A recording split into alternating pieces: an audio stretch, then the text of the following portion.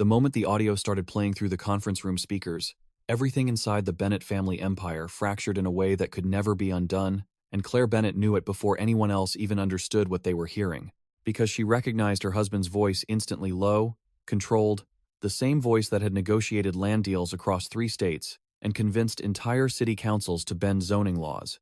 But here it was stripped of polish, speaking in a tone that carried something darker, something conspiratorial, something undeniably criminal. And as the recording continued, the silence in the room grew so dense it felt like pressure against the skin, the kind that makes people avoid eye contact even when their entire lives are collapsing in real time. And across the long glass table, her father-in-law, Robert Bennett, remained perfectly still, fingers steepled, his face a mask carved from decades of power, but Claire could see the flicker in his eyes, that subtle tightening that meant he understood exactly what was at stake, because the voice on the recording wasn't just implicating Daniel Bennett. It was unraveling the entire foundation of Bennett Development Group, the company that had built half the skyline of Westbridge and bought the loyalty of half its politicians. And when the recording reached the part where Daniel said, "We bury it before the inspection. No one looks twice if the paperwork's clean," Claire felt something inside her chest drop. Not break, not shatter, but drop. Like an elevator cable had snapped and she was suspended mid-fall, unable to breathe, because she knew what "it" was referring to, even if no one else in the room dared to say it out loud yet. And she also knew, with a clarity that bordered on cold calculation, that whoever had leaked this audio hadn't just targeted Daniel, they had declared war on the entire Bennett family. Across the table, Marcus Hale, the company's chief legal officer, cleared his throat, the sound too loud in the silence, and reached for the remote to stop the playback, but Robert raised a single finger, not even looking at him, and Marcus froze, hand hovering awkwardly, because in this room Robert's gestures still carried absolute authority, even now, even with the walls closing in, and the recording continued, Daniel's voice weaving through details about inspection reports, falsified environmental assessments, and payments to city officials that were carefully disguised as consulting fees, each word tightening the noose around his own neck, while simultaneously dragging the entire company with him. And Claire could feel every pair of eyes slowly shifting toward her, because she was not just Daniel's wife, she was the CFO, the one who signed off on budgets, the one whose name appeared on financial disclosures, the one whose professional reputation was now entangled with whatever this recording exposed. And when the audio finally cut off, the silence that followed was heavier than anything before it, the kind that demanded someone speak first, even if no one wanted to. Robert leaned back slightly, exhaling through his nose, and then he looked directly at Claire, not at Daniel, not at Marcus, but at her. And in that look there was something unnervingly precise, as if he had already begun calculating outcomes, liabilities, sacrifices. And Claire understood immediately that in Robert's world, family loyalty had always been conditional on usefulness, and right now, she was either an asset or a liability, nothing in between. And she straightened her posture, forcing her voice to remain steady when she said, "Where did this come from?" Because that question mattered more than anything else, more than guilt, more than innocence. Because whoever controlled the narrative, controlled the fallout, and Robert's lips pressed into a thin line before he answered, "City Council has a copy," and that single sentence detonated inside the room like a delayed explosion, because it meant the issue was no longer internal, no longer something they could quietly bury with money and influence. It was already political, already public, already spiraling into something that would attract media attention, regulatory scrutiny, and possibly criminal investigation. And Daniel, who had been sitting rigidly until now, suddenly leaned forward, his voice sharp with disbelief. "This is manipulated. It's out of context." But even as he said it, there was a crack in his confidence. A hesitation that Claire noticed immediately, because she had spent years reading him, understanding the subtle shifts in his demeanor. And this wasn't the voice of a man certain of his own innocence. This was the voice of someone scrambling for control. Marcus finally lowered the remote, his expression tight, and said, "We need to prepare for subpoenas." And Robert nodded slowly, his gaze never leaving Claire, and she felt that weight again, that sense that she was being measured, evaluated, and possibly positioned for something she didn't yet fully understand. And then Robert said, "Claire, I want a complete audit of all financial channels connected to the Ridgeway project." And the name hit her like a second blow, because Ridgeway wasn't just another development, it was the project Daniel had personally overseen, the one tied to environmental disputes, land ownership conflicts, and quiet settlements that never made it into official records. And she nodded automatically, even as her mind raced, because if the recording was real, If Daniel had actually authorized illegal dumping or falsified reports, then the audit wouldn't just expose him, it would expose her, her signatures, her approvals, her silence, and the realization twisted inside her like something alive. As the meeting dissolved into overlapping conversations, urgent whispers, and frantic calls, Claire remained seated for a moment longer, watching Daniel as he argued with Marcus in low, tense tones, and she felt a strange detachment settle over her, like she was observing a scene she was no longer part of. And in that detachment, memories began to surface, small things she had ignored, discrepancies she had rationalized, late-night calls Daniel had taken outside, documents he had brushed off as routine. And suddenly those fragments began aligning into something far more disturbing than she had allowed herself to consider before. And when Daniel finally turned toward her, his expression a mixture of frustration and something almost pleading, she stood slowly, meeting his gaze with a calm that surprised even herself, and said, "We need to talk." And her voice carried a firmness that made him pause, because this wasn't the conversation he expected, not from her, not now. They moved into a smaller office down the hall, the door closing with a soft but definitive click, and for a moment neither of them spoke, the tension stretching between them like a wire pulled too tight. And then, Daniel ran a hand through his hair, exhaling sharply, "You can't believe that recording." But Claire didn't respond immediately. She watched him, studied him, letting the silence force him to confront it. And finally she said, "I don't need to believe it, Daniel. I need to understand it." And there was a difference, a critical one, because belief could be argued, manipulated, denied, but understanding required truth. And Daniel's jaw tightened, his eyes flickering with something defensive. "It's not what it sounds like." And Claire felt a flicker of anger ignite beneath her controlled exterior, because that line, that exact phrasing, was what people said when it was exactly what it sounded like. And she stepped closer, lowering her voice, "Then explain it to me." And the room seemed to shrink around them, the air thick with unspoken accusations. And Daniel hesitated, just for a second, but it was enough, because Claire saw it, that moment where he calculated what to say, what to reveal, what to hide. And in that hesitation, her trust cracked in a way that no explanation could fully repair. And when he finally spoke, his words felt rehearsed, constructed. "Ridgway had complications, regulatory issues. We had to expedite certain approvals." And Claire almost laughed. Not because it was funny, but because it was so inadequate, so far from addressing what the recording implied, and she shook her head slowly. "You said we bury it. Daniel, what exactly were you burying?" And the question hung in the air, heavy and unavoidable. And for a moment, Daniel didn't answer, his gaze dropping, his shoulders tensing. And Claire felt that falling sensation again, because silence, in this context, was louder than any confession. And finally he said, quietly, "You don't want to know." And something inside her hardened at that, a shift from confusion to something colder, more deliberate, because she realized this wasn't just about uncovering truth anymore. It was about survival, reputation, power, and she straightened, her voice steady but edged with steel. "I'm the CFO of this company, Daniel. If there's something buried, I already have my name attached to it." And he looked up at her then. Really looked. And for the first time there was something like fear in his eyes. Not just for himself, but for what this meant for both of them. And in that moment, Claire understood that whatever had happened at Ridgway was bigger than a single bad decision. It was systemic, deliberate, and deeply entrenched. And as that realization settled in, she made a decision, not impulsively, not emotionally, but with the same calculated precision that had made her indispensable to the company. Because if the Bennetts were going to turn on each other, and she could already sense that they would, then she needed to be positioned on the side that survived, regardless of what that meant for her marriage, her loyalty, or the life she had built. And as she turned toward the door, leaving Daniel standing there in the suffocating quiet of his own unraveling, she knew that the real story wasn't the recording, or even Ridgway. It was the war that was about to erupt inside the Bennett family.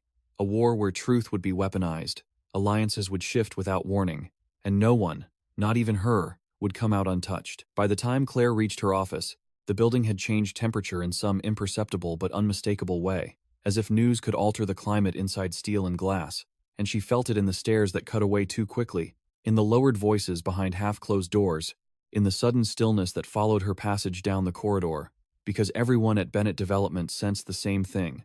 People in powerful institutions always sensed before a formal collapse, the sickly electric moment when scandal stopped being rumor and became structure. And she closed her office door with deliberate care, set her phone face down on the desk, and stood still long enough to hear the air vent rattling overhead, the faint hum of traffic 13 floors below, the muted ring of someone else's unanswered call through the wall. All of it absurdly normal against the chaos now moving toward her.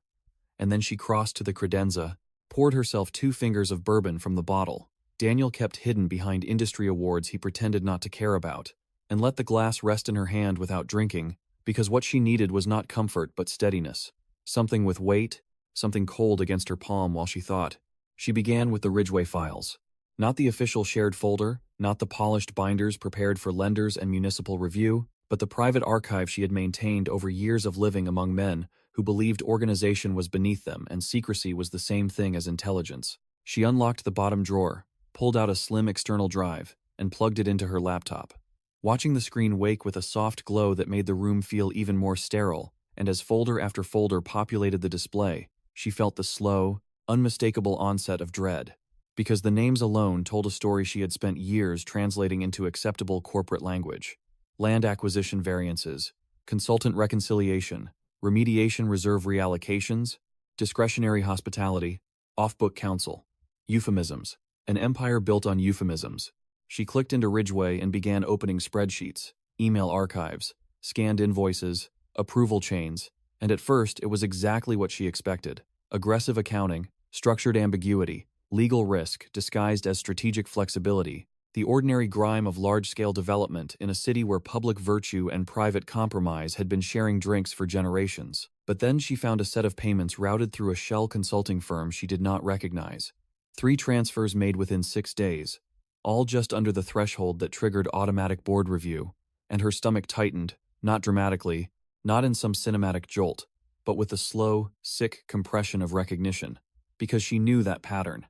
Daniel had used it before when he wanted deniability, without leaving the crude shape of fraud. She enlarged the PDF attachment linked to one transfer, saw a signature block that looked almost like hers, and felt heat rise along the back of her neck. Almost like hers. Similar enough for a casual reviewer, similar enough for a prosecutor working backward from public filings. She sank into her chair at last and took the drink, the bourbon sharp and smoky. Then set the glass down too hard, listening to the tiny crack of ice against crystal. "You reckless bastard," she whispered, though she was no longer certain whether she meant Daniel, Robert, or herself. Her phone lit up with 4 missed calls from Daniel, one from Marcus, one from her mother, which meant the leak had moved outside the building faster than she had hoped, and then a text appeared from an unknown number. "Check the retention warehouse before they do." She stared at it until the screen dimmed, then lit it again and read it a second time. No greeting, no threat, no explanation, just instruction. It could have been bait. It could have been panic. It could have been the first honest thing anyone had sent her all day. She rose, went to the window, and looked down over Westbridge. The river cut like dull metal through the city, cranes standing over unfinished towers, traffic gathering in slow red lines, and she remembered the first time Robert had driven her through downtown, before she married Daniel, pointing out properties the way other men might point out family portraits. This block, that parcel, the hotel annex, the old textile site waiting for redevelopment. He had spoken with proprietary tenderness, as though land itself loved him back, and she had mistaken that obsession for vision, when in truth it had been appetite, old and bottomless. Behind her, the office phone rang. She let it ring twice before answering. "Claire," Marcus said, his voice clipped, too controlled. "Robert wants you in the residence tonight, 7 sharp, family only." She almost smiled at that, family only. As if lawyers and strategy consultants wouldn't be circling the dining table like undertakers around fresh money. "I'll be there," she said. "And Marcus?" A pause. "Yes. Did you know about the consulting firm Horizon Civic Strategies?" Silence, barely half a beat, but enough. "I know a lot of names," he replied. "Then learn this one faster." She hung up before he could recover. For the next hour, she worked with the speed that only fear and anger together could produce, exporting files, photographing signatures, forwarding selected records to a newly created encrypted account, building a private chronology of Ridgway from land purchase to the present. The deeper she went, the more she saw that Ridgway was not a singular corruption, but a chain of mutually reinforcing lies. Soil contamination reports had vanished between drafts. Neighborhood displacement studies had been softened by outside consultants, who billed through intermediaries. A councilman's brother-in-law had been given a no-show subcontract. A whistleblower memo had been categorized as attorney work product and buried, and threaded through all of it, in approving comments, Inside emails, in calendar notations and initials, were the fingerprints of people who had spent years insisting that success required toughness, discretion, and a willingness to do what smaller minds called unethical.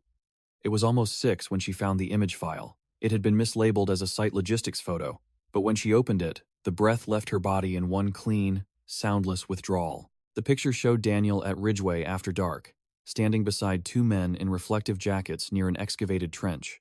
His coat collar turned up against the cold, his face partially angled away but unmistakable under the floodlights, and behind them, half covered by tarps and shadow, were corroded drums stamped with chemical markings. Waste drums. Industrial. Old. Illegal as hell if handled the way the audio suggested. Claire zoomed in until the pixels broke apart, as if degradation might make it less real, and then she sat back, closed her eyes, and pressed the heels of her hands against them until sparks bloomed in the darkness. She saw, briefly and without invitation, the version of Daniel she had once loved most. Barefoot in their first apartment kitchen, making coffee in an undershirt, laughing at some stupid radio ad, his ambition still bright and almost innocent, before Robert had started drawing him deeper into the family machine, and before Daniel had discovered how intoxicating it felt to be his father's favorite instrument. Love, she thought with a bitterness that surprised her, was mostly memory plus timing. You met a person while they were still becoming themselves, and by the time they finished, you were trapped with the result. At 7 precisely, she drove to the Bennett residence, the house lit from within like a museum that had learned to imitate warmth, all limestone exterior and manicured hedges, the sort of property that made delivery drivers sit straighter and political candidates lower their voices. A valet opened her car door, but she waved him off and walked herself up the front steps, her heels clicking against stone in a rhythm that made her feel more composed than she was. Inside, the entry smelled faintly of polished wood, lemon oil, and dinner that no one would really eat. Portraits of dead Bennetts lined the staircase wall with the grim entitlement of people who had confused endurance with virtue. In the formal dining room, Robert sat at the head of the table. Daniel stood by the fireplace with a drink he was not drinking. Marcus had spread legal pads and folders near one place setting. Eleanor Bennett, Robert's second wife, elegant and impossible to read, sat with her hands folded in front of her as though attending a charity board dinner instead of a family emergency. Claire took her seat without greeting anyone first, a small breach of etiquette that landed exactly as intended. Robert looked at her for a moment, then said, "We have a containment problem." "You have a contamination problem," Claire answered. Daniel's head snapped toward her. Marcus looked down at his notes as if he had suddenly become deeply interested in paper stock. Robert, however, only narrowed his eyes. "Careful," he said. "No," Claire replied, laying her phone on the table and sliding it toward him with the image open on the screen.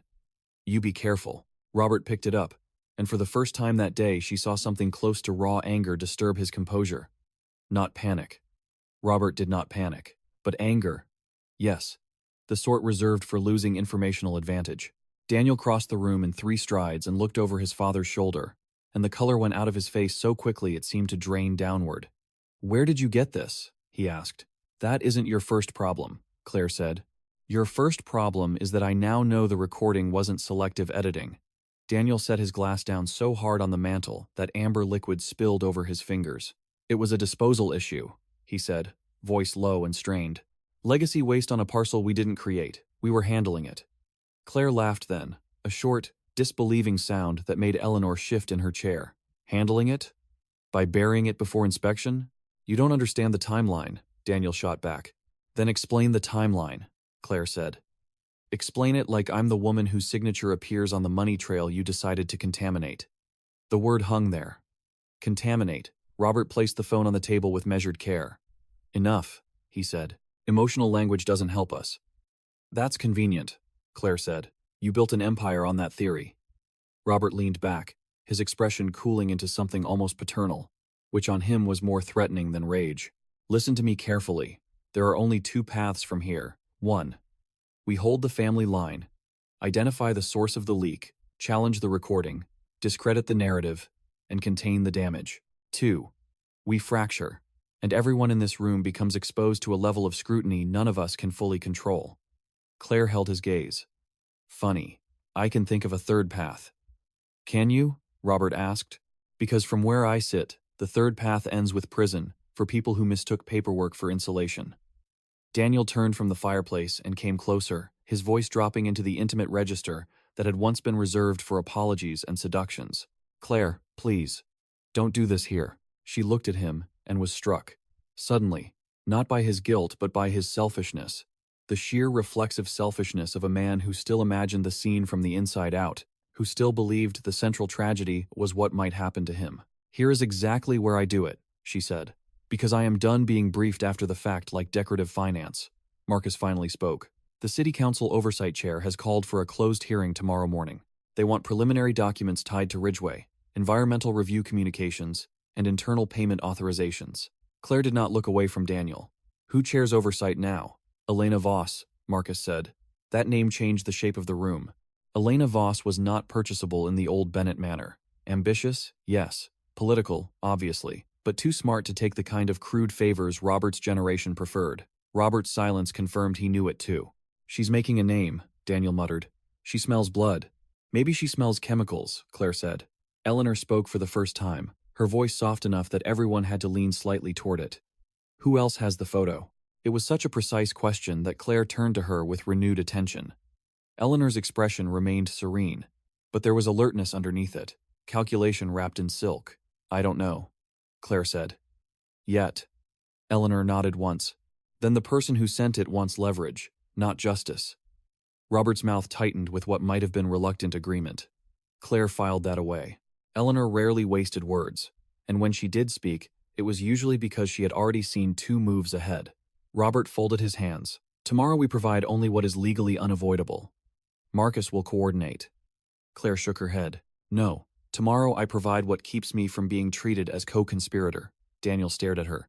You would hand them family records? You handed them to me already, she said. You just hid the knife in the folders. He came around the table then, close enough that she could smell whiskey and stress and the familiar cedar note of his cologne, and for one reckless second, she thought he might actually grip the back of her chair or slam a hand on the table, some masculine gesture of collapsing authority. But instead, he bent slightly and said through clenched teeth, If you go outside this room, they will tear us apart. Claire looked up at him. Us is already over, Daniel. The words landed quietly, which made them worse. She saw them register first in his eyes, then in the set of his mouth, and only afterward in Robert's posture, a tiny shift of attention that revealed what mattered most to him was not the marriage itself, but the public effect of its failure. Eleanor lowered her gaze to the table. Marcus pretended to write something. The old house, for one strange second, seemed to listen. Daniel straightened slowly. You don't mean that. Claire stood, smoothing her skirt, not because it needed smoothing, but because the gesture gave her hands something to do besides shake. I mean it enough. She picked up her phone. Robert's voice sharpened. Sit down. She turned toward him. No. You can threaten me, insult me, freeze me out, blame me, leak against me, and I'm sure by tomorrow afternoon, one or more of those will happen. But you do not command me anymore. Robert's face hardened into the expression that had terrified contractors, rivals, even elected officials. You are making a catastrophic miscalculation. Claire gave him a long, level look. That would imply I'm the one who started this.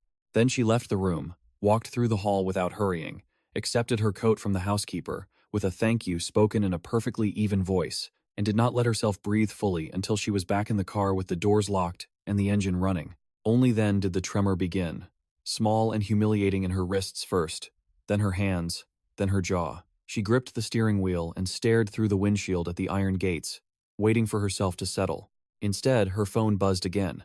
Another unknown number. Tomorrow isn't about Ridgeway. Ask about the March Inheritance Amendment. She read it 3 times. The message was so unexpected, so oblique, that for a moment the words lost meaning and became shapes. Then they arranged themselves into something much worse. Inheritance. Amendment. March.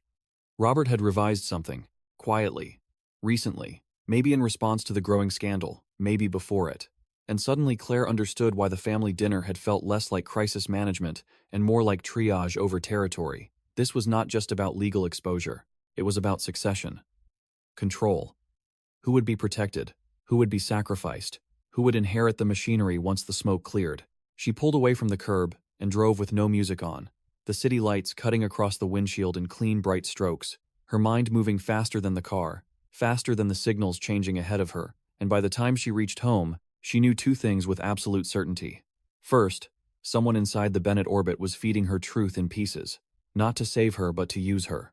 Second, If Robert had altered the inheritance structure while Ridgway was rotting underneath them, then the family war she had sensed that morning was not coming. It had already begun. It had already begun. And Claire felt that truth settle over her, not like revelation, but like weather rolling in over a house whose windows had been left open.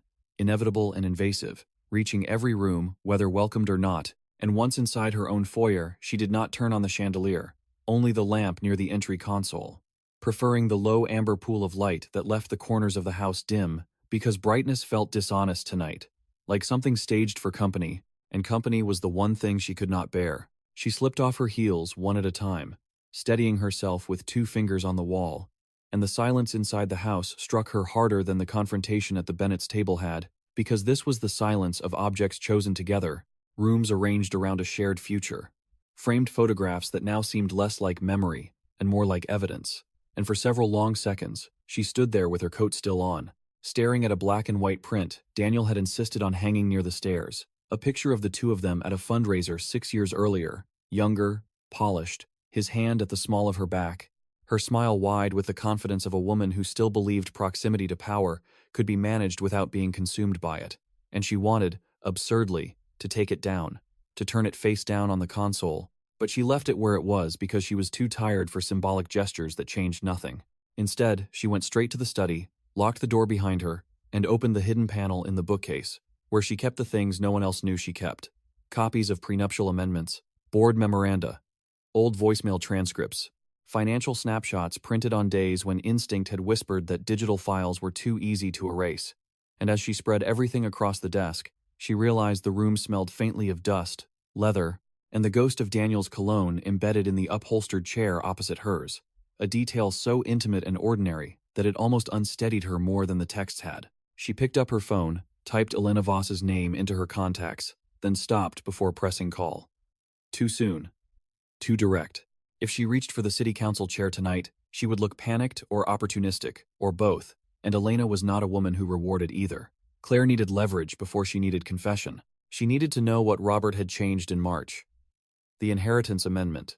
The phrase kept circling back through her thoughts with a steady, needling insistence, and she sat down, opened the family trust binder she had not touched in nearly a year, and began to review the last documented version she possessed. Robert's estate structure had always been an exercise in dynastic control disguised as prudence, elaborate enough to flatter his own sense of legacy, and punitive enough to keep every dependent adult orbiting his approval, with staggered distributions, performance contingencies, voting rights tied to board loyalty, and carve-outs that allowed him to reward obedience long after death. Claire had read it once with professional curiosity, and once with personal disgust, and now, page by page, she looked for what was missing, because amendments often revealed themselves by absence before presence. She found it near midnight, not in the trust binder itself, but in the margin note of an email chain Marcus had once forwarded to her by mistake and then tried to laugh off as clerical spillover. At the time, she had barely noticed it. Tonight, it might as well have been lit from within. March 11. Update attachment were succession contingencies, in light of Daniel exposure and Catherine issue. Claire leaned back slowly, fingertips leaving the paper as if it had burned her. Daniel exposure. Catherine issue. The first half she understood, the second she did not. Not fully, though the name hit with an immediate, uncomfortable familiarity. Catherine Doyle, Robert's eldest child from his first marriage. Estranged for years, the one family name rarely spoken aloud at holidays except by Eleanor after too much wine, always followed by the same tight silence from Robert and an abrupt pivot in conversation. Claire had met Catherine exactly twice, once at the wedding, where she wore black to an event that was not meant to allow irony, and once outside the courthouse 3 years later when she was coming down the steps after some land use hearing and Catherine, in jeans and a weathered camel coat, had paused just long enough to say, "Be careful, Claire. They only call it loyalty when it's your turn to bleed." At the time, Claire had dismissed it as bitterness from an embittered daughter. Now the memory returned with an almost physical sting. Her phone vibrated on the desk, making her flinch. Daniel. Then again. Daniel. She let it go to voicemail twice before the third call came from a number she did not know but whose area code was local, and after a moment's hesitation she answered. "You finally figured out March," said a woman's voice, low and dry and utterly without greeting. Claire rose halfway from her chair before sitting again. "Catherine? Good. Still smarter than your husband." Claire's pulse kicked harder, though her voice stayed controlled. "Are you sending the messages?" "Some of them." "Why?" A pause. Not uncertainty. Deliberation. Because Robert always assumes the women closest to him will either protect him or underestimate each other. I'm tired of being useful to that assumption. Claire turned toward the dark window, seeing only her own faint reflection and the lamp glow behind it. What's the amendment? He changed succession control. Daniel was supposed to inherit operational command through a voting block once the holding trust converted. That changed in March. To who? Eleanor, temporarily. Then a discretionary split based on legal stability. Claire closed her eyes. Of course, Robert had moved control to the person least visibly implicated and most outwardly composed. Eleanor, the soft-spoken second wife, everyone underestimated because she preferred silk blouses to public argument. Why would he do that before the leak? Claire asked. Because there were already whispers, Catherine said. Ridgway was getting harder to contain. He saw risk in Daniel before you did. The words landed hard because they were true. Claire hated that truth most when it came from another woman. And Catherine issue? She asked. Catherine laughed once, without warmth. He thinks I'm a problem because I've been talking to a reporter. That shifted everything again, not by opening a new conflict exactly, but by revealing the architecture already hidden behind the visible one. Public scandal, internal succession, external press pressure. Robert had been moving pieces for months. Which reporter? Claire asked. Not over the phone. Then why call at all? To tell you something you need to hear before tomorrow, Catherine said. And for the first time, there was something like strain underneath her sharpness, the sound of old anger stretched thin by urgency. If you go into that council hearing thinking the goal is to answer questions, you lose. The goal is to understand what they already know and who handed it to them. Robert will sacrifice Daniel if he thinks it preserves the company. Daniel will sacrifice you if he thinks it preserves himself. Eleanor will sacrifice silence only when it buys her permanence. Marcus will sacrifice truth in 6 billable increments. So decide tonight what you are actually trying to save. Claire pressed her fingers to the bridge of her nose. There it was again. That same sickening clarity. The sense that everyone else had been playing several moves ahead, while she was still operating under the outdated assumption that marriage created a meaningful inner circle. What are you trying to save? She asked quietly. Another pause. Longer this time. Proof, Catherine said, and maybe whatever's left of the part of me that used to think this family could be escaped without consequence. The line went dead before Claire could answer. She stood very still for several seconds, listening to the soft, empty hum that replaces a disconnected call, then lowered the phone and looked back at the documents on her desk as if they now belonged to someone else's life. When Daniel came home, it was after 1 a.m. She heard the garage door, the uneven rhythm of his steps through the mudroom, the sound of him setting keys down too carelessly on the kitchen island. And each small domestic noise carried a terrible intimacy, because endings did not arrive with thunder most of the time. They arrived with familiar footsteps in rooms you could navigate blindfolded. She stayed in the study until he knocked once and opened the door without waiting for permission. He looked exhausted in the expensive, rumpled way of men who believe stress is evidence of importance. Tie loosened, hair disordered, face lined deeper around the mouth than she had ever seen. And for a brief, humiliating second, some part of her still wanted to ask whether he had eaten, whether he was sleeping, whether the day had frightened him, because old habits of tenderness survive longest in exactly the relationships least worthy of them. She hated herself a little for that instinct, and let it pass without acting on it. Daniel took in the papers, the open binders, the laptop screen, and gave a short, bitter exhale. So, this is how it is. Claire folded her hands in her lap. This is how it has been. I just stopped pretending. He shut the door behind him and leaned against it for a moment as though he needed the support. My father told me you threatened him. Your father confuses resistance with disrespect. Claire, don't.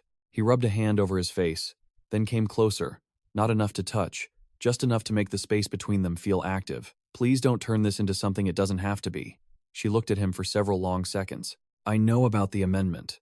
Something in his expression changed immediately. Not guilt this time, but calculation, followed by resentment, which told her he knew exactly what she meant. Who told you?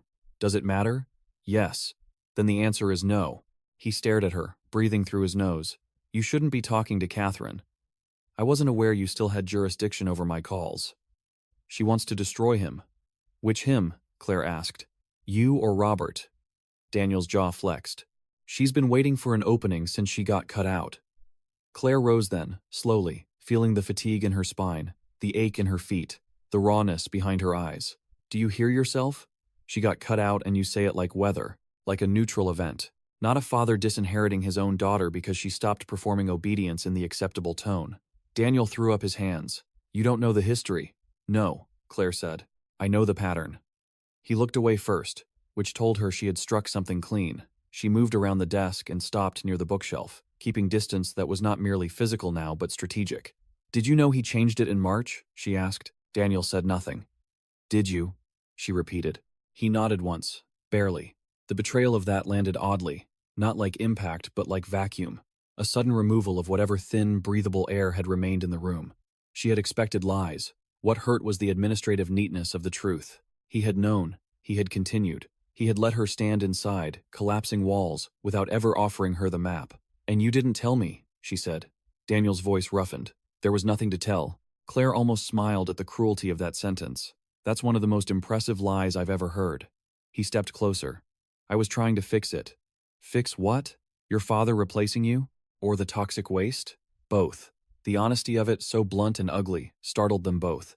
Daniel looked down immediately, as though he had heard himself only after the word left his mouth. Claire felt the room settle around that admission, not because it was the worst thing she had learned, but because it clarified motive with brutal efficiency.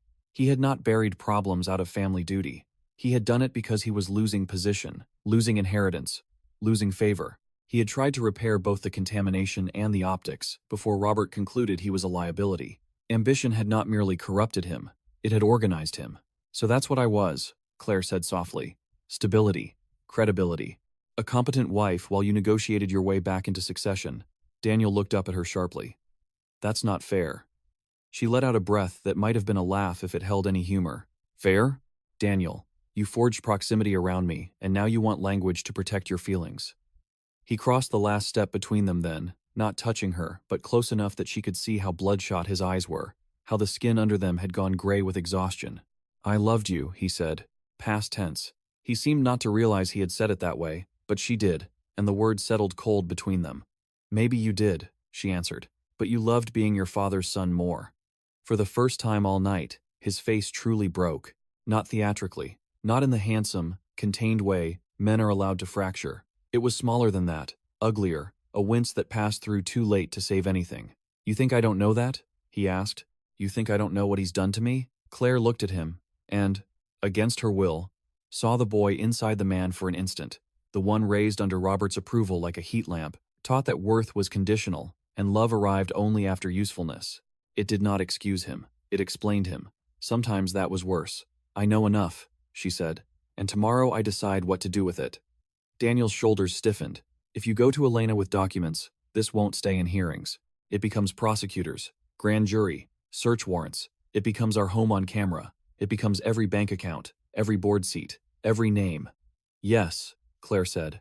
That is what accountability tends to feel like from the inside. He turned away from her then and walked to the window, one hand braced on the frame, looking out into darkness that reflected only fragments of the room back at him. When he spoke again, his voice had lost anger and taken on something flatter, more dangerous in its honesty. If I go down, Robert won't go first. He'll put it on me. And if he does that, he'll put enough on you to keep you from helping anyone. Claire felt her pulse steady, oddly, because there it was at last. Not plea, not apology, but the real proposition. Mutually assured destruction spoken in the language of inevitability. She moved back behind the desk, sat down, and opened a fresh legal pad. Then sit, she said. Daniel turned. What? Sit down and tell me everything you have not told me yet, Claire said, taking up a pen. Every payment, every meeting, every person Robert used, every time Marcus cleaned a trail, every council contact, every environmental memo. You want survival? Start by earning the right to ask for it. He stared at her for a long moment, weighing whether confession to his wife was merely another form of exposure or the first act of self-preservation still available to him. And finally, slowly, he pulled out the chair opposite hers and sat, the leather giving a soft sigh under his weight. He looked older there, suddenly, less like a Bennett heir and more like a man arriving late to his own reckoning. And when he began to speak, not quickly, not cleanly, but with the halting exhaustion of someone who understood that each sentence carried away one more piece of the life he had been trying to maintain, Claire lowered the pen to the page and wrote the date at the top, aware with perfect cold precision that whatever they built in the next hour would not save their marriage, might not save either of them. and would almost certainly condemn someone by morning. But it would finally, at least, belong to the truth. The truth, once invited into the room, did not arrive like a confession in a courtroom or a grand revelation in a film.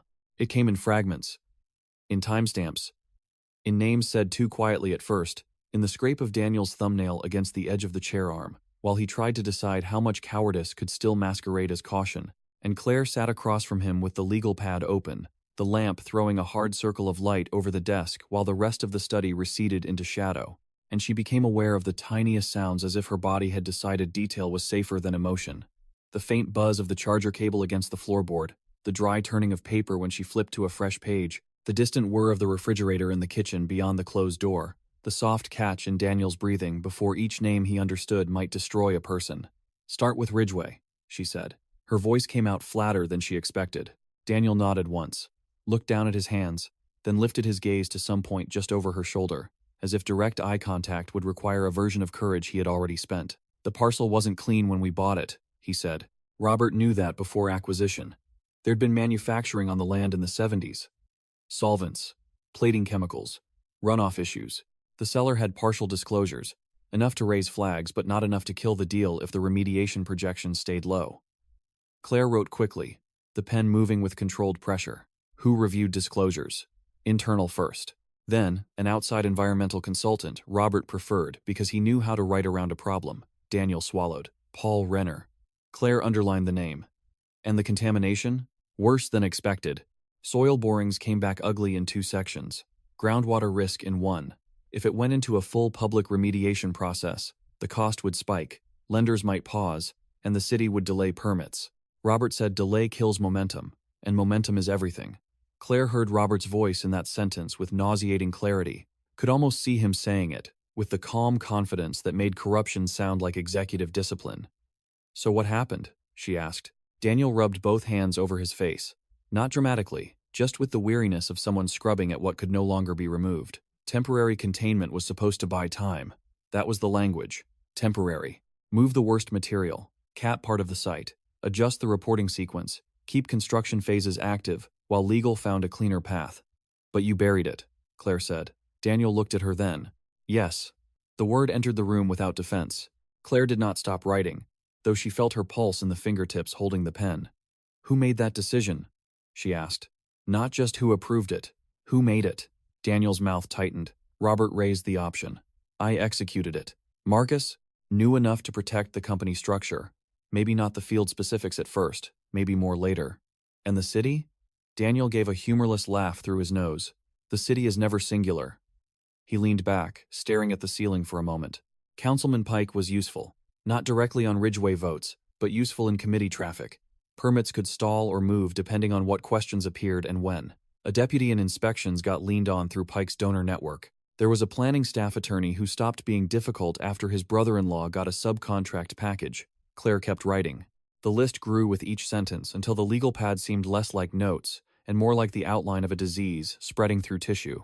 She asked names, dates, routing entities, which shell firm had handled which transfers, who drafted revised environmental language, who was present when the decision shifted from delay to concealment, and Daniel answered with increasing speed once the first layer broke, as though he had been carrying a crate alone for too long, and now that he had finally put it down, he could not stop unloading it. He described a late-night meeting in Robert's office with decanters untouched on the sideboard, the windows reflecting their own faces back at them, while Robert paced slowly behind his desk, and said the problem was not contamination, but optics. He described Marcus warning that any internal memo using the word hazard needed to go through council. He described how Horizon Civic Strategies had been formed to disguise flows that were too politically sensitive for standard vendor categories. He described watching workers under rented floodlights move corroded drums into a trench already marked for foundation fill, while he stood in expensive boots that sank half an inch into wet dirt, and told himself he was solving a temporary problem created by other men decades earlier. Claire listened and wrote, and did not once let herself ask the question that had begun to burn behind everything else. When, exactly, had he crossed from compromise into depravity and still come home to sleep beside her? It would not help now. It would only feed grief, and grief was the one indulgence she could not afford before dawn. Around 3 a.m, Daniel stopped speaking long enough for silence to settle over them again, heavy and grainy with exhaustion. Claire flexed her cramped fingers and looked over what she had written. More than 20 names. 4 shell pathways. 2 falsified report stages. 1 internal whistleblower memo suppressed through legal privilege, enough to ruin careers. Maybe enough to trigger raids. Maybe enough to leave her standing in front of cameras, whether she wanted the role or not. "Why are you telling me all of this?" she asked finally. Because the answer mattered as much as the facts. Daniel looked almost offended by the question at first, then simply tired. "Because you were right," he said. "If my father decides I'm expendable, I won't survive by pretending none of it happened." Claire held his gaze for a moment, then asked the harder version. "And if telling me helps you survive at his expense?" He didn't answer immediately. The hesitation was small, but not small enough. "Then maybe that too," he said. Claire nodded once. She appreciated, in a bleak way, that honesty had entered the room only after everything useful about them had died. She stood, walked to the sideboard, poured water into 2 tumblers with care because her hands were beginning to shake from caffeine, bourbon, and lack of sleep, and brought one back to him. He took it with a muttered thanks, and their fingers almost touched. Almost was worse than contact. She returned to her chair and opened her laptop beside the notes. "You said there was a whistleblower memo. Who wrote it?" "A project analyst. Naomi Serrano. Still here?" "No." Robert had HR build a performance case. She resigned before they could fire her. Claire typed the name into a search field and waited. 2 archived employee records appeared. 1 live access terminated. 1 external counsel folder marked privileged. She clicked, entered old administrative credentials she had never surrendered, and found only empty metadata. The file had been stripped, not deleted, Daniel said quietly, watching her face. Marcus moved it. Claire looked up. "Where?" "Probably the retention warehouse. Off-site storage for paper backups and boxes legal doesn't want digitized." The anonymous text returned to her mind with eerie force. Check the retention warehouse before they do. She had dismissed it as leverage bait. Now it felt like warning. "Where?" she asked. Daniel told her the address. An industrial strip south of the river, near old freight lines and self-storage units, the kind of zone powerful companies used because nobody with real influence ever had reason to walk there. Claire checked the time. 3:17 a. "Do they open early?" "For legal retrieval. Yes. There's a night supervisor sometimes." Claire closed the laptop. "Then we're going." Daniel frowned. "Now? Before Marcus remembers the same risk I just did." She was already standing, gathering the notes into a slim folio, sliding the external drive into her bag, grabbing her coat from the back of the chair. Daniel rose more slowly, the fatigue in his movements suddenly visible, but he did not argue again. 20 minutes later, they were driving through the sleeping underside of Westbridge, the city reduced to sodium lights, dark shop windows, gas stations glowing like aquariums at major intersections, and warehouse blocks with names painted in fading letters from industries that had died before either of them was born. Claire drove. Daniel sat in the passenger seat with both hands wrapped around a paper cup of coffee they had bought from a 24-hour convenience store whose cashier had barely looked up. Neither of them turned on the radio. The heater ticked softly. Every red light felt accusatory. Every green one felt like permission they had not earned. Claire's mind moved in parallel tracks, one focused on logistics, one on memory. She remembered Daniel at 30, pitching municipal partnerships with immaculate confidence. She remembered Robert toasting the future stewardship of the company at Christmas, as if succession were a sacred duty rather than a blood sport conducted through estate documents and compromised men. She remembered Catherine's warning on courthouse steps. Mostly she remembered all the times she had chosen sophistication over alarm, telling herself that mature adults understood complexity, that moral clarity was for people who had never sat near real power. Now complexity looked suspiciously like vanity. The warehouse sat behind a chain-link gate with a keypad and a weather-beaten sign reading Bennet Records Retention in neat corporate lettering that tried and failed to civilize the bleakness of the place. A single security lamp burned over the entrance. Claire parked under it, killing the engine, and for a second neither of them moved. The building looked inert, but not asleep. Daniel exhaled and said, "If Marcus got here first, then we'll know," Claire said, already unbuckling. Inside, the office smelled like old paper, toner, stale coffee, and industrial cleaner. A television mounted in a corner played a muted overnight news broadcast with captions crawling beneath a smiling anchor who had no idea how close certain stories were to entering her script. A night supervisor in his 60s sat behind reinforced glass reading a paperback western. He squinted up at them without much interest until Daniel gave his name. And then the man sat straighter in the particular way employees do when they recognize a hierarchy that has existed over them for years. "Mr. Bennett, didn't expect visitors this hour." Daniel offered a thin smile. Urgent, legal retrieval. Claire stepped forward before the conversation could settle into deference. Boxes for legal privilege review. Ridgeway Project, plus archived HR file, Naomi Serrano. The man glanced between them. Need authorization code. Daniel recited one. The man typed, waited, frowned. That code got suspended at midnight. Claire and Daniel looked at each other. Marcus. Or Robert. Or both. Claire leaned closer to the glass. Who suspended it? System note says, Council hold, the man replied. I can't open anything tied to the hold without updated clearance. Claire felt the first hard push of panic since leaving the house, not because the obstacle was unexpected, but because it confirmed how quickly the machine responded when threatened. Then she noticed a dolly behind the desk, stacked with 3 archive boxes, fresh pull tags hanging from them. One of the labels faced sideways. Ridgeway Legal Corps. Her pulse sharpened. Those, she said. The man followed her gaze and his expression changed just enough. Scheduled transfer, he said too quickly. To where? Main office.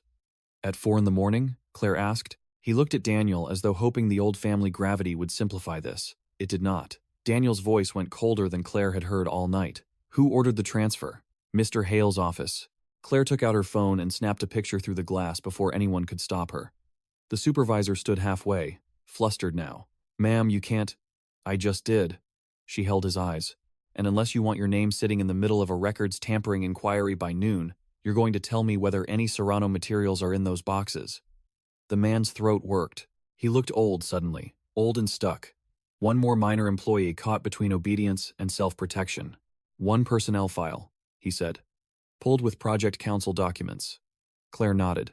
Good. Now here's what's going to happen. You are going to print the transfer log, the hold notice, and the access history for the last 72 hours. I can't. You can, she said. You're deciding whether you will. Daniel set his coffee down on the counter ledge and added, very quietly, do it. The man hesitated, then turned to the printer with the resigned efficiency of someone choosing the least ruinous side too late. The machine whirred to life, pages emerging in warm bursts. Claire watched each one stack in the tray, like small pieces of oxygen. Access history. Suspended code. Council hold issued at 12:08 a.m. Box pull request submitted at 12:14. Marcus had moved fast. Faster than a man protecting only the company. He was protecting sequence, chain of custody, interpretive control. He was protecting the narrative before the facts escaped into the wrong hands. When the supervisor slid the pages through the opening beneath the glass, Claire took them and scanned the list. One other entry caught her eye. Visitor override, Eleanor Bennett, 132A. M. She read it again. Certain exhaustion had distorted it, but the name remained. Eleanor. Not Robert. Not Daniel. Claire felt something inside her shift. Not surprise exactly, because Eleanor's quiet had always been too disciplined to be emptiness, but a new, sharper understanding of just how many layers this war actually possessed. Daniel saw the name over her shoulder and went still. Why would she be here? He muttered. Claire folded the pages once, precise and calm despite the cold moving through her. Maybe because your father trusts her. Maybe because she doesn't need his trust anymore. Outside, a truck engine sounded in the yard, low and approaching. The supervisor flinched toward the window. Daniel turned his head. Through the office blinds, headlights washed the concrete in pale stripes. Someone had come for the boxes. Claire slid the printouts into her bag, picked up the coffee Daniel had forgotten, and set it firmly back into his hands, as if restoring him to usefulness. We're leaving, she said. Now. They moved fast but not running, the controlled pace of people who understood that panic draws witnesses, and as they stepped into the pre-dawn cold, the truck eased through the gate, white company panel van. No logo, just enough anonymity to be more suspicious than branding would have been. Claire did not look directly at the driver, only enough to register a dark suit, a woman's profile, blonde hair pinned back. Eleanor. Of course. The van rolled past them toward the loading bay, while Claire kept walking, chin level, keys already in hand, and only once they were inside the car with the locks down did Daniel speak. She's taking the records. Claire started the engine. No, she said, backing out under the swinging wash of the security lamp. She's taking position. The sky ahead was beginning to pale at the edges. Not with beauty, but with that thin gray dilution that makes a city look temporarily honest. And as she pulled back toward the river, the warehouse shrinking in the rearview mirror, Claire understood that the hearing in a few hours would not simply be about what the city knew or what she could prove. It would be about who arrived first, with a version of the truth strong enough to survive contact with power, and for the first time since the recording played, she no longer felt like prey inside someone else's strategy. She felt like a witness carrying fire. She felt like a witness carrying fire. And by the time the first streaks of sunrise spread over the river in a colorless wash that made the water look like hammered steel, Claire had already moved past fear into a cleaner, colder state, one in which every object seemed sharply outlined, every possibility stripped down to utility, and she drove not to the house, but to the underground garage beneath the company tower, because she needed access, equipment, and distance from the domestic wreckage that Daniel's presence now represented. And when she parked in her reserved space, the fluorescent lights above flickered once before stabilizing, bathing the concrete in that institutional pallor that flattened everything human into angles and shadows. And Daniel stayed in the passenger seat for a moment after she killed the engine, staring forward with the coffee cup still in his hand, now cold, his knuckles pale around it, and she could sense him searching for language that might recover some part of what had broken between them. Some phrase that would transform the night from betrayal inventory into reluctant partnership, but she did not offer him any bridge, and after a long silence he said only, "If you go in there without deciding, they'll decide for you." And she answered, "I decided the moment I saw Eleanor in that van," then opened her door and stepped out into the chill. The executive floor at 612 A.M. was nearly empty, the hallway lights dimmed, the reception desk unattended except for a cleaning contractor wiping fingerprints from the glass partition with deliberate, sleepy circles. And when Claire passed, the woman nodded politely without recognition, which Claire found oddly soothing, because anonymity, however brief, felt like a mercy. Inside her office, she shut the door, placed the folio, her bag, and the newly printed warehouse logs on the desk, and moved with economical precision, setting her laptop to upload mirrored copies of the Ridgeway materials to 3 separate encrypted destinations. Photographing each page of her handwritten notes in case paper became inconvenient for someone else, printing a narrow packet of only the most indispensable records, not enough to tell the whole story, but enough to make denial impossible. And as the printer hummed, she caught sight of herself in the dark monitor reflection on the credenza hair pulled back too tightly, makeup mostly gone, eyes hollowed by one sleepless night, and 10 years of strategic tolerance. And for a second, she almost did not recognize the woman standing there. Not because she looked ruined, but because she looked awake. Daniel entered 10 minutes later, without knocking, having used his own badge, and stopped when he saw the neat rows of documents laid out across her desk like surgical tools. "You're making copies," he said. "I'm making survival less centralized," Claire replied, not looking up. He closed the door behind him and came closer. In daylight, or what passed for daylight inside a tower wrapped in glass, he looked more fragile than he had at the house, the night stripped of its dramatic cover. Exhaustion made him honest in the wrong places. "Eleanor won't move unless my father told her to." Claire slid the warehouse access log toward him and tapped the entry with one finger. That is exactly the kind of sentence men say right before they realize a woman has been running parallel strategy for years. Daniel scanned the page, his expression hardening, and Claire watched the moment he understood that Eleanor's presence at the warehouse did not fit his old family map. "She was never interested in operations," he said, but the protest lacked force. Claire almost smiled. "No, she was interested in influence, which is different and usually more durable." She picked up the packet she intended to carry into the hearing and sorted it into order. Audio provenance concerns noted but not foregrounded. Transaction routing through Horizon Civic Strategies. Site image. Establishing physical presence. Warehouse log showing overnight document movement. Naomi Serrano's name and employment timeline. And one page from Daniel's verbal account written in neutral, factual phrasing that concealed the extent of what he had told her while preserving its implications. Daniel saw the sequence and said, "You're not handing them everything." "No," Claire said, "because full confession is not the same thing as strategy." He stared at her for a beat. "So what are you doing?" She set the stack down and finally met his eyes. "I am making it impossible for your father, Marcus, or Eleanor to position me as collateral without inviting a level of scrutiny they cannot control. After that, we see who runs first." Something like admiration flickered across Daniel's face, and she despised herself a little for noticing it. "You always were better at this than I was," he said. "At what?" "Knowing which wall is load-bearing." Claire held his gaze just long enough for him to feel the contempt in hers. "No, I was just slower to admit the house was built crooked." "At 7:40, Marcus called. Claire put him on speaker without warning Daniel. "The hearing's been moved to executive session," Marcus said. "Restricted attendance. Counsel. Oversight chair. Limited witnesses. Robert wants alignment before anyone steps into that room." Claire continued sliding papers into a slim leather portfolio. Then Robert can discover disappointment as a growth experience. Marcus let out a measured breath that was almost a sigh. Claire, listen to me carefully.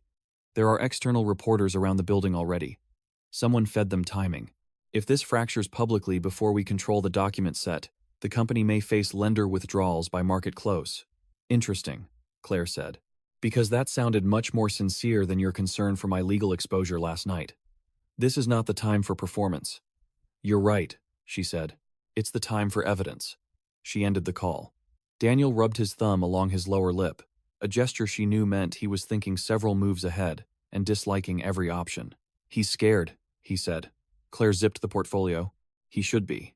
They left separately, by her instruction, using different elevators. In the lobby, the city had already begun feeding on the scent of scandal. 2 local camera crews stood behind temporary stanchions near the revolving doors. Lenses pointed toward the entrance with the patient aggression of people who knew the best footage often came from ordinary panic. Producers murmured into headsets. Security staff tried to look neutral and failed. One reporter with lacquered hair and a trench coat angled toward Claire the moment she emerged, microphone rising. Miss Bennett, are you attending the closed oversight hearing regarding Ridgeway redevelopment? Claire did not break stride. I'm attending my morning, she said, and the answer was evasive enough to be useless, but controlled enough to travel well if quoted, which she assumed it would. Outside, the air smelled faintly of rain and traffic exhaust. A city sedan sent by council staff waited at the curb.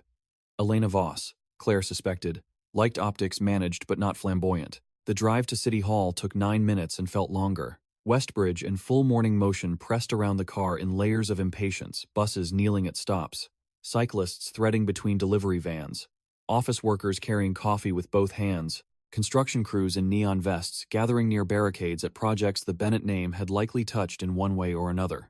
Claire watched the city with a strange, split sensation, both implicated in it and estranged from it, and wondered how many foundations beneath all that visible order had been negotiated through pressure, concealment, and selective damage. By the time she was escorted into the oversight suite on the 3rd floor of City Hall, her exhaustion had calcified into composure. The room itself was disappointingly ordinary. Beige walls, acoustic ceiling tiles, a long oval table, water pitchers sweating onto coasters, legal pads aligned with civic modesty, and a seal of the city mounted behind the chair, where Elena Voss sat already waiting.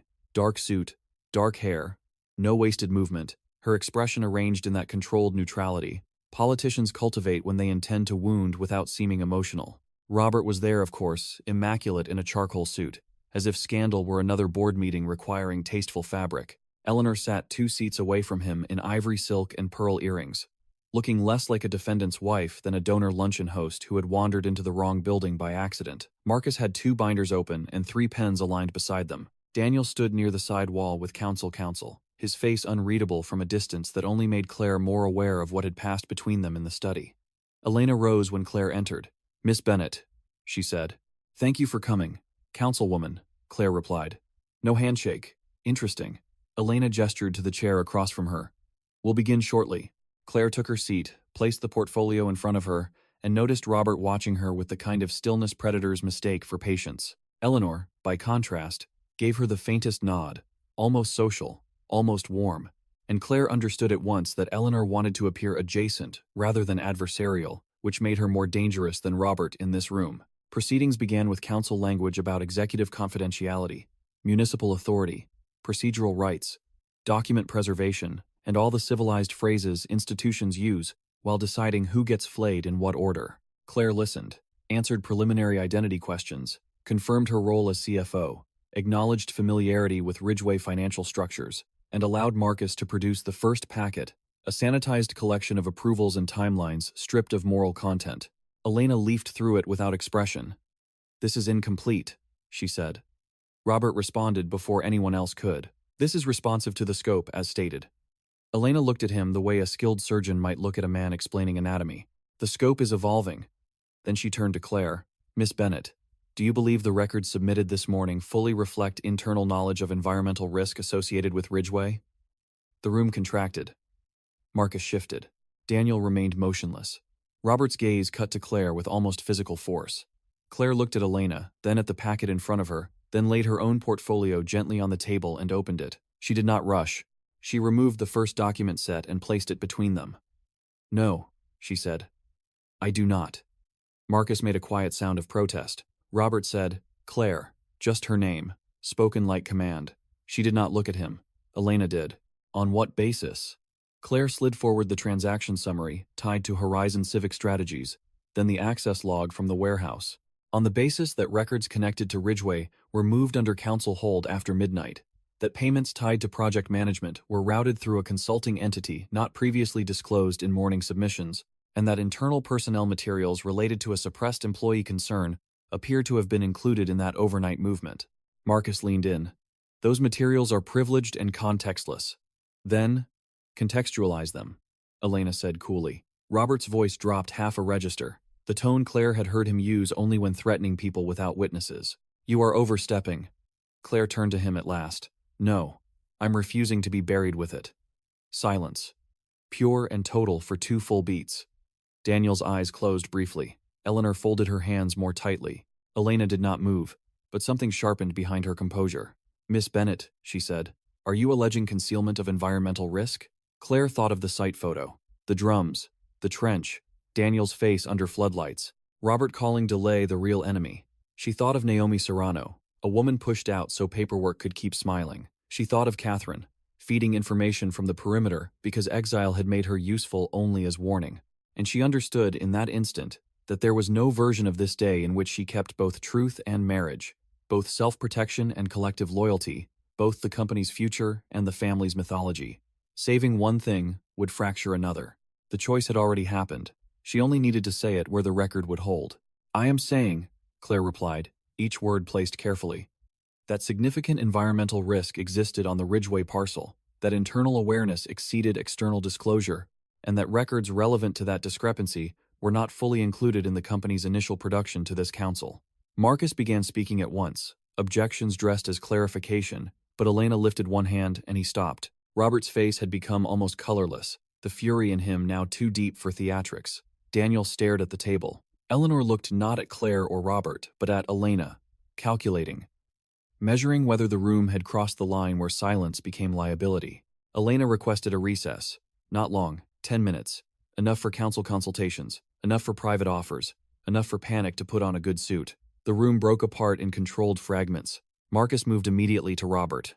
Daniel stayed where he was, as if the muscles required to choose a side had deserted him. Eleanor rose and crossed, not to Robert, but to Claire.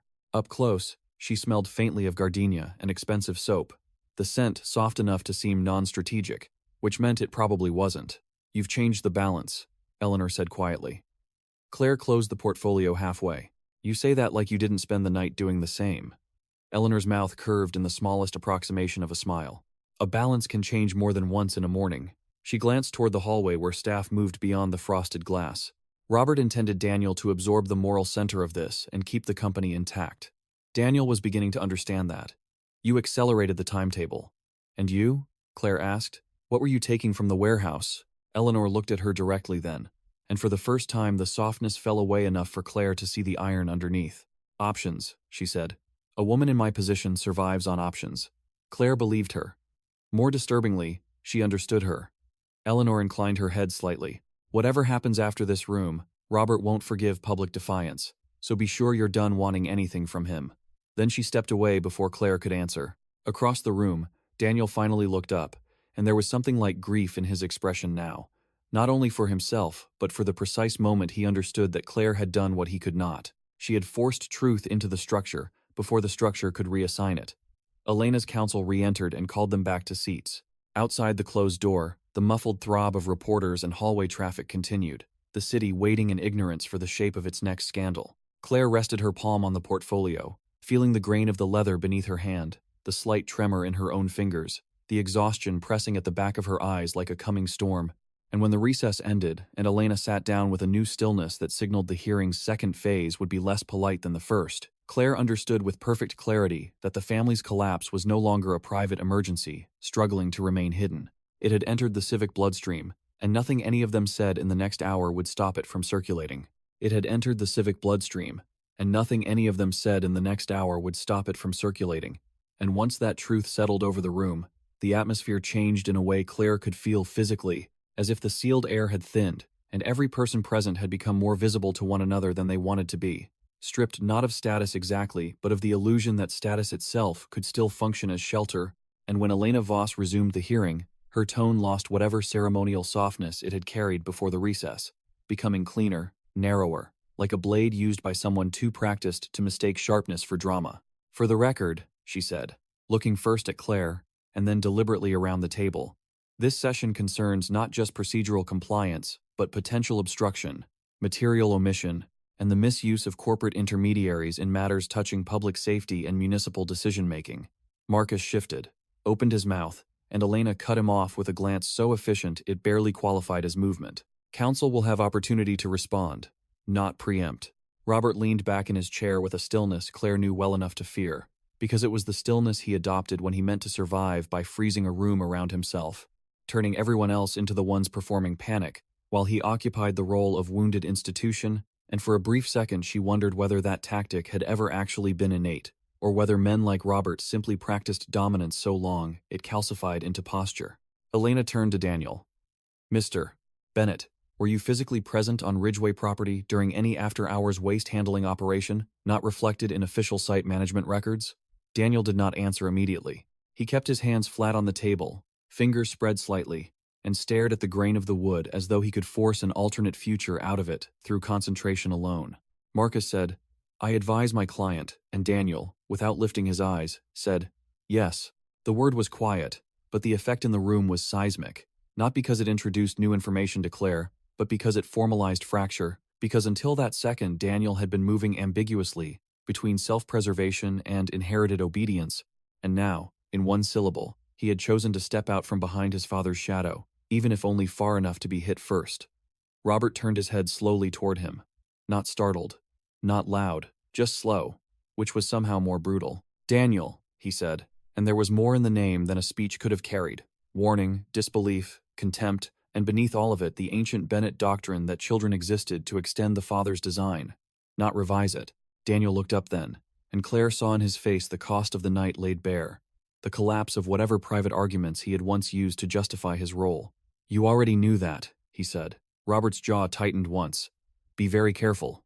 "I have been careful," Daniel replied, and the bitterness in him sharpened with each word now, fed by something beyond fear, perhaps the simple relief of no longer pretending. "I've been careful for years. Careful with what I said, careful with what I signed, careful with what I could ask without making you angry. It never mattered." Marcus intervened before Robert could answer.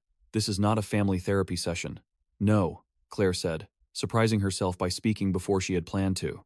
"It's the invoice." Elena's eyes flicked toward her. Not approving, not disapproving, just noting. "Mr. Bennett," she said to Daniel, "who directed you?" That was the true question. Not whether he had participated, but who upstream had converted participation into duty. Daniel inhaled slowly, exhaled slower, and Claire watched the struggle move visibly through him. He had wanted, she realized, a narrower kind of betrayal, one that would wound Robert without wholly dismantling the system that had made him. But truth did not honor those preferences. It widened. It demanded. Robert spoke before Daniel could. "Councilwoman, this line of inquiry is irresponsible. You are allowing disgruntled internal actors and politically motivated leaks to distort a complex redevelopment process into something criminal because it suits a narrative." Elena folded her hands. "Then you should welcome clarity." "I welcome law," Robert said. "Then perhaps start with the version that applies to everyone," Elena replied. A council attorney beside her slid a sheet across the table. "We have sworn testimony pending from a former employee identified as Naomi Serrano," he said. "We also have preliminary corroboration from a contractor regarding altered waste manifests." Claire felt the room jolt again, inward this time. Naomi had surfaced, faster than expected. Either Catherine had been busier than she admitted, or Elena had built this hearing with more readiness than morning theatrics suggested. Eleanor remained composed, but Claire noticed the minute tightening at the corner of her mouth when Naomi's name was spoken, the only outward sign that she too had just recalculated the timetable. Daniel looked from the attorney to Claire, and in that glance she read the same recognition. Events were now outrunning all private bargains. Elena addressed Robert again. "Do you deny internal awareness of elevated environmental liability beyond what was disclosed to the city?" Robert's expression returned to that cool, almost mournful authority he deployed when he intended to paint himself as the only adult left in the room. "I deny that any decisions under my oversight were made outside the scope of lawful risk management, as advised by counsel and technical experts. It was an elegant answer, and Claire hated how effective it sounded. No direct lie, no direct admission, just enough distance built into grammar to let subordinates drown first. Daniel actually laughed then, once, under his breath. Robert cut him a look that would once have silenced him instantly. It did not now. "That's how you do it," Daniel said, almost to himself. "You never touch the wire. You just make sure everyone else knows where to grab it." Elena did not let the moment drift. "Mr. Bennett, if you wish to supplement your prior answer, now is the time." Daniel looked at Claire, then at his father, then finally at his own folded hands, and when he spoke again, his voice was rough but steadier, as if some private threshold had already been crossed. "My father knew the site presented more risk than public documents reflected. He was briefed before final land acquisition, and again after secondary soil results came in. He instructed that delays be treated as existential risk. He approved use of outside channels to manage political exposure. He did not tell crews where to place anything. He did not need to." Marcus actually pushed back from the table an inch, as though physical distance might lessen professional contamination. Robert stared at his son with a kind of cold astonishment that made Claire think, absurdly, of a king watching his heir set fire to the throne room while still wearing the family ring.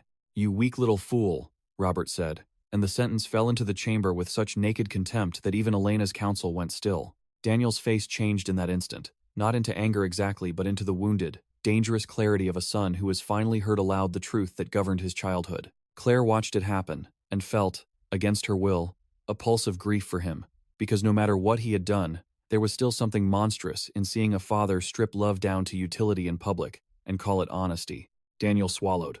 Once, then said, "That's the first true thing you've said all morning." Eleanor rose, before Robert could answer.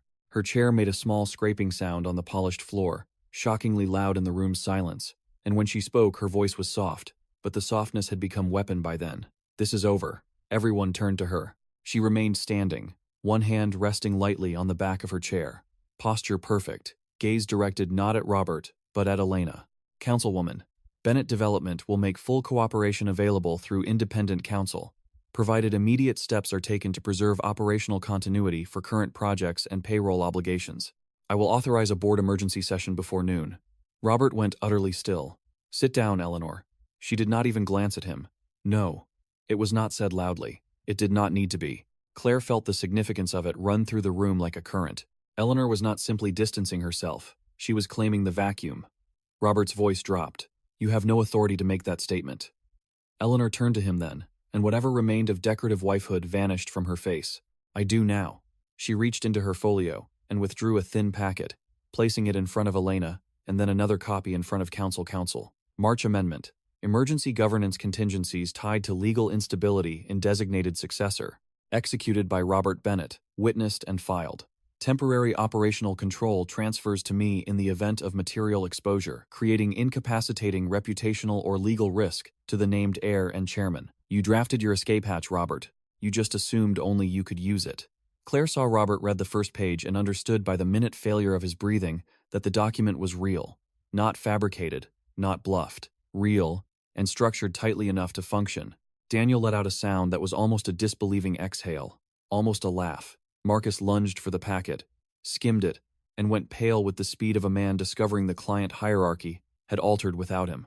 Elena accepted the pages without visible surprise, but Claire noticed the subtle shift in her attention. The hearing had ceased to be an inquiry into one family's misconduct and become the live documentation of its succession war, and that, politically, was more useful than outrage alone. Robert looked at Eleanor not as wife, not even as traitor, but as a variable he now realized he had mispriced. "You planned this," he said. Eleanor's expression did not change. "No. I prepared for the probability that eventually I would need to." Claire should have hated her. In some ways she did, but another part of her, the part newly awake to how women in structures like this survived by storing alternatives in silence, recognized the brutal competence of what Eleanor had done. Not noble, not clean. Competent. Elena signaled to her counsel, who began collecting the newly produced documents for immediate review. Then she looked at Claire. "Miss Bennett, if independent counsel is engaged and preservation orders are issued, are you willing to provide full financial cooperation under protected process?" There it was. The last hinge. Claire felt every eye in the room on her again, including Daniel's, and understood with painful clarity that no answer she gave would save all the things she once might have wanted saved. If she agreed, the company might survive in altered form, but her marriage would not. Robert would fight her, and Daniel would enter a machinery of investigation from which there was no dignified return. If she refused, she might preserve some private fragments for a few more days or weeks, but only by helping the old order reassemble itself around selective sacrifice. Saving one thing would fracture another. The rule had held from the first recording. It held now. She placed both hands on the table to steady them. "Yes," she said. Daniel closed his eyes. Robert looked away, not because he could not bear to see her, but because she had ceased, in that moment, to be manageable. Eleanor sat back down slowly, her role now transformed from elegant spouse to interim sovereign of a damaged empire, and Claire almost pitied her for the weight of that crown. Almost. The hearing unraveled quickly after that. Not into chaos exactly, but into dense procedure. Preservation directives, council notifications, instructions regarding further testimony, warnings against document destruction, notice of referral to state environmental authorities, and the district attorney's office, all the administrative language by which power transitions from private to public hands. Claire answered what she had to, withheld what she still could, and signed 2 acknowledgments with a pen that felt heavier than it should have. Daniel signed his own after a long pause. Robert refused one, until Marcus bent close and murmured something Claire could not hear. Then even he signed, rage compressed into a line of ink. When the session ended, the hallway beyond the chamber seemed brighter, noisier, coarser. Staff moved quickly. Doors opened and shut. Somewhere down the corridor, a phone rang without stopping.